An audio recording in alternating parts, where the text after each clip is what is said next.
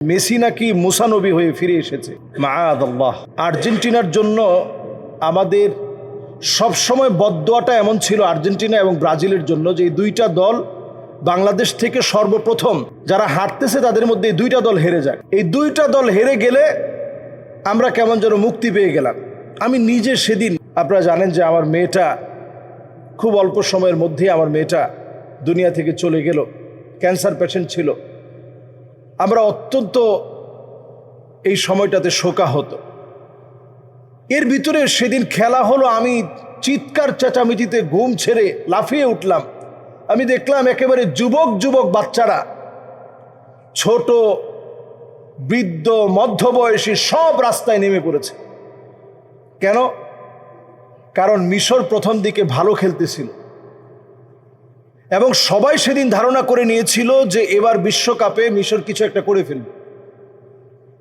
এই ধারণাটা হঠাৎ করে একেবারে শেষ সময়ের দিকে এসে, এটা কিন্তু তারা রেফারি এমন ভূমিকা রেখেছে এবং ফিফার আপনি সেদিন দেখবেন কর্মকর্তা যারা ছিল তারা মনে হয় ফেটে যাচ্ছে যে মুসলিম একটা দেশ ভালো করে ফেলতেছে। এবং দেখবেন যে মিশরের খেলোয়াড়দেরকে যখন প্রশ্ন করা হলো, তারা উত্তর দিয়েছে হাসবুনাল্লাহু ওয়া নি'মাল ওয়াকিল, আল্লাহ আমাদের জন্য যথেষ্ট। যদিও আমি খেলার পক্ষের কোনো লোক না, মিশর গভর্নমেন্টও চায় না যে মিশর ভালো করুক। কেন চায় না? কারণ একজন খেলোয়াড় যদি বিশ্বকাপে যদি ভালো করে ফেলে তাহলে প্রেসিডেন্টের চাইতে তার দামটা বেড়ে যাবে। যেমন আর্জেন্টিনার প্রেসিডেন্টকে কয়জন মানুষ চিনে? মেসিকে যতজন মানুষ চিনে, প্রেসিডেন্টকে এতজন মানুষ চিনে না। তো বিশ্বময় তাদের দামটা ছড়িয়ে যাক। আরব বিশ্ব ফুটবলে অনেক ভালো করার পরেও বিশ্বকাপে তারা আসতে পারে না। কেন? কারণ এটা রাষ্ট্রীয়ভাবেই চায় না যে তারা খুব বেশি ভালো করুক, মুসলমানরা অন্তত একবার বিশ্বকাপ জিতে নেক, এটা চায় না।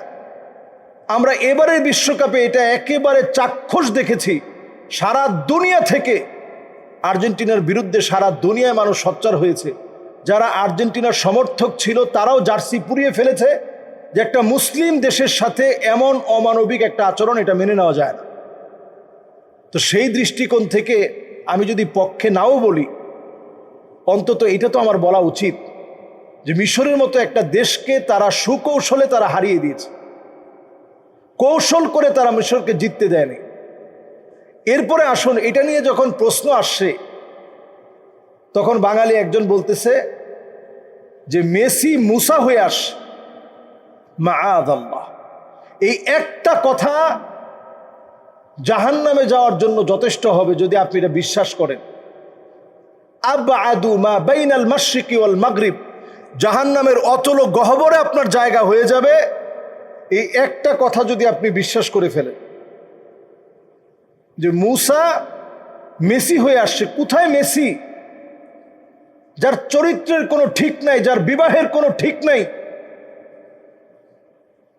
যার চরিত্র বলতে কিছুই নেই, যে নিজে ইলুমিনাতির সদস্য, হাতের ভিতরে এক চোখের ট্যাটো এবং সব সময় যে ফ্রিমেশনকে প্রমোট করে আসছে, সেই লোককে আপনি তুলনা করলেন মুসা আলাইহিস সালামের সাথে। ফেরাউনকে যেভাবে হারিয়েছে ঠিক তেমনি সেই দিন মিশরকে এরকম মেসি হারিয়ে দিয়েছে। মাআযাল্লাহ। মুসলমানদেরকে বলবো, যারা মুসলিম দেশগুলোর পতাকা, যদি কেউ সৌদি আরবের পতাকা বাসার মধ্যে লটকায়, অন্তত কালেমার খাতিরে আল্লাহ মাফ করতে পারে। আর্জেন্টিনা আর ব্রাজিলের পতাকা যদি আপনি মহাব্বত নিয়ে, দিলের টানে, ভালোবাসার টানে আপনি 1 টাকা খরচ করে যদি এই পতাকা টানান, আপনি লিখে রাখেন এর জন্য আপনার আগুনে জ্বলতে হবে, এর জন্য আপনার এই টাকার জবাব আল্লাহর কাছে দেওয়া লাগবে। কেন তুমি অমুসলিমদের ওই পতাকা সেদিন তুমি টানিয়েছিলে?